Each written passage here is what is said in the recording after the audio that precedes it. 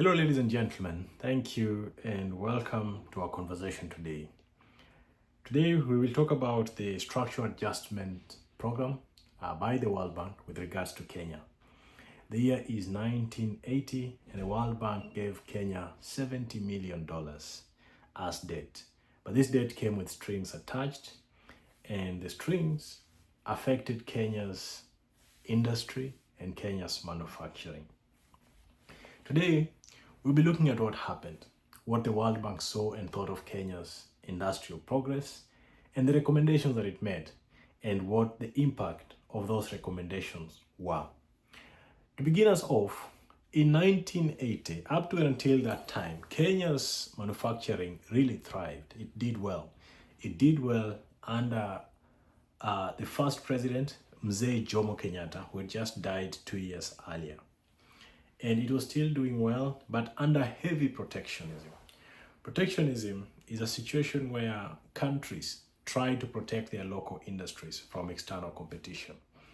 I know I am not supposed to use the word protect to define what protectionism is, but essentially these are policies that ensure that local industries are do not face stiff competition from external industries or external countries or partners that will affect the growth of these local industries.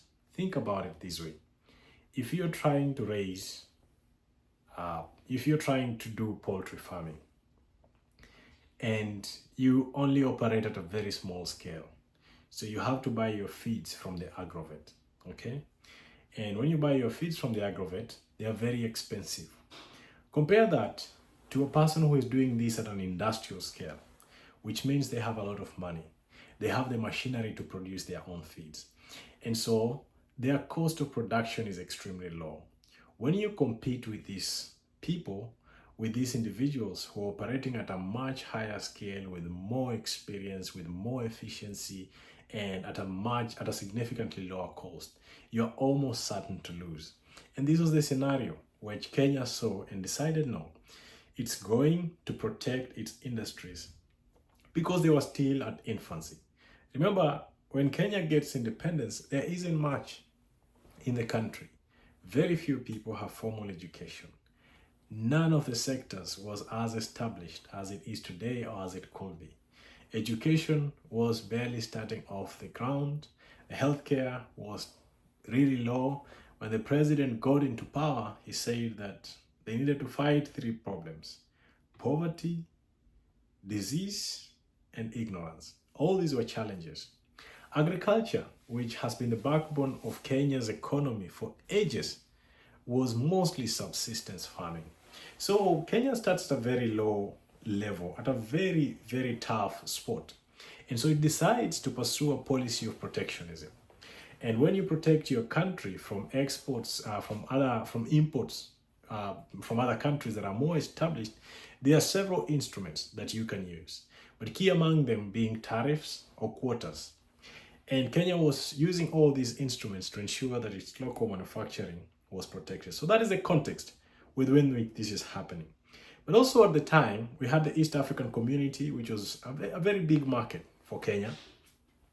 And the Eastern African community during this time had not collapsed. It collapsed in 1977, but prior to that time, it had given Kenya preferential access to its market. Remember, the East African community was also protectionist in nature. So there's a sense in which these countries recognized that if we open our market to competition by other companies, they're definitely not going to survive. They will face it very rough and very stiff, because these other companies and countries are far more established. In some cases, they were subsidized, and so they had an unfair advantage, if you may. And so they were trying to protect themselves from this unfair advantage. And it was good for Kenya because Kenya was sort of ahead as far as manufacturing goes. And so it had access, almost exclusive access, to the East African community market. And that helped its manufacturing to thrive as it did. So one, there is protectionism, which ensures that competitors don't come in and maybe destabilize the local manufacturing capacity or just outcompete the existing local manufacturing companies.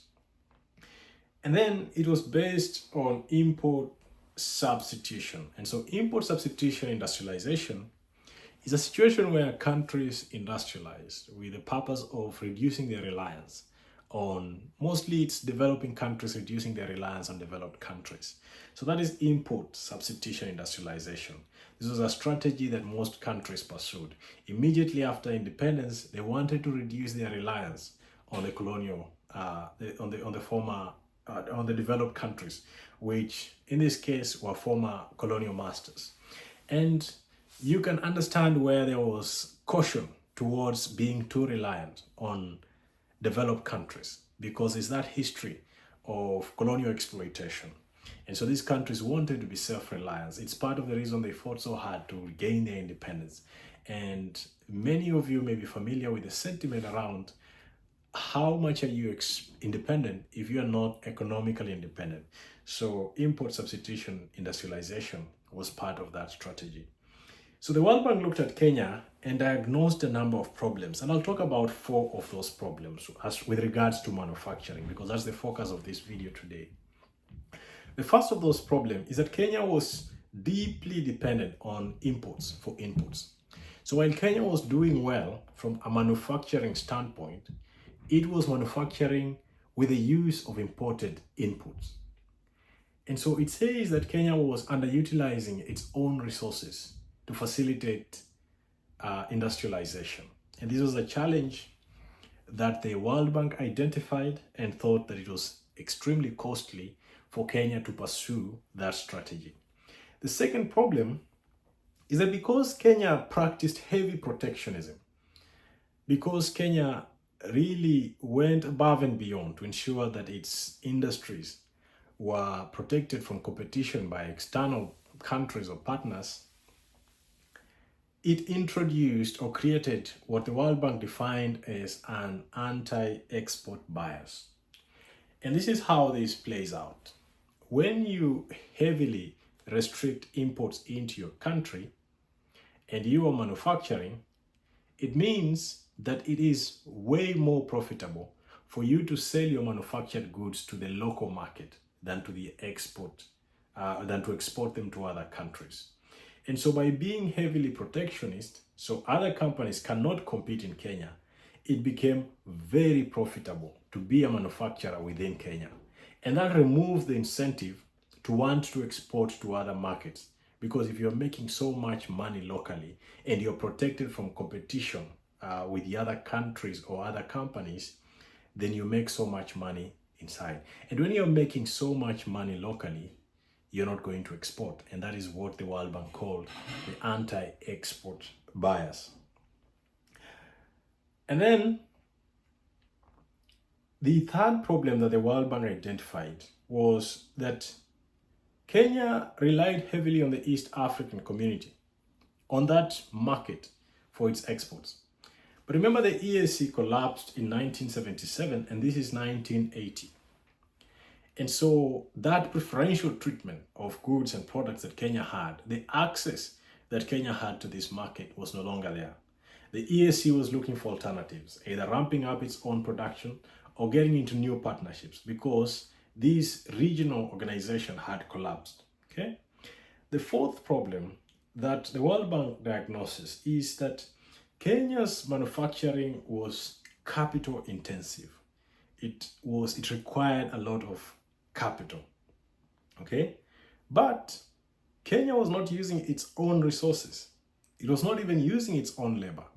And so it relied heavily on external sources. And so because of these 4 problems, the World Bank thought that Kenya's manufacturing, that even though it was doing well, it was not on a positive trajectory. And that in the fullness of time, it will come to face challenges based on these 4 problems that were identified by the World Bank. To go back to them quickly, 1, Kenya, cost of input was high. It relied extensively on importing inputs for manufacturing. So its manufacturing was reliant on imported goods, which is costly. Okay? There was heavy protectionism, which made it profitable to sell goods in Kenya and not so profitable to export them. So why would anyone bother to export when you can make so much money selling internally? So an anti-export bias, which shrunk Kenya's ability to compete internationally, but also to export its good and diversify its exports. At that time, majority of Kenya's exports were agricultural products. And then it also noted, this is just a context that I provide, the EAC had collapsed, and with that collapse, Kenya had lost the preferential access to the EAC market, which had for a long time helped power that development and that growth. And that Kenyan manufacturing was capital intensive, but paradoxically, it did not fully utilize the resources that Kenya has. This includes its own labor. And so a lot of Kenyan resources, including labor, were underutilized in this process of manufacturing that was doing so well for the past decade up until this point. And so the World Bank made some prescriptions. The first of those prescriptions was do away with protectionism. Open your country, let there be free trade. So trade liberalization. In other words, remove tariffs, remove quotas, let there be efficiency, let everyone compete as they may. The second recommendation is that there is need to introduce efficiency in the incentives that are set within the country.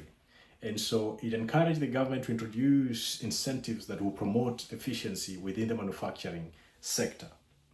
And then the next thing that the government said is that you need to pivot from being a self-sustained internal manufacturing country to an export-facing country. And so really reorienting and pivoting manufacturing towards exports than just heavily relying on the local market.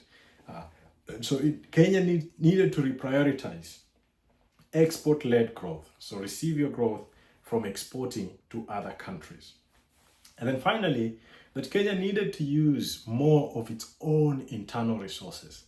So utilization of internal resources and labor particularly. Use your own resources, use your own people. And it makes sense.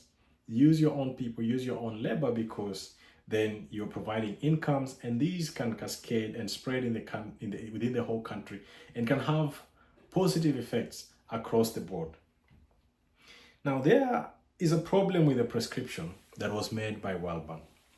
I will admit that it sounded good on paper. It was good. But it was divorced from the reality that Kenya faced. Because think of it this way.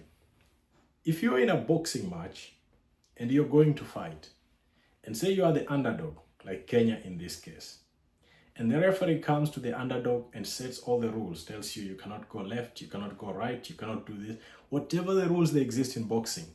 And then the other participant or the other player is not given any rules. And so all these rules about stop protectionism, stop doing ABC in your economy, because you want to thrive within the global economy.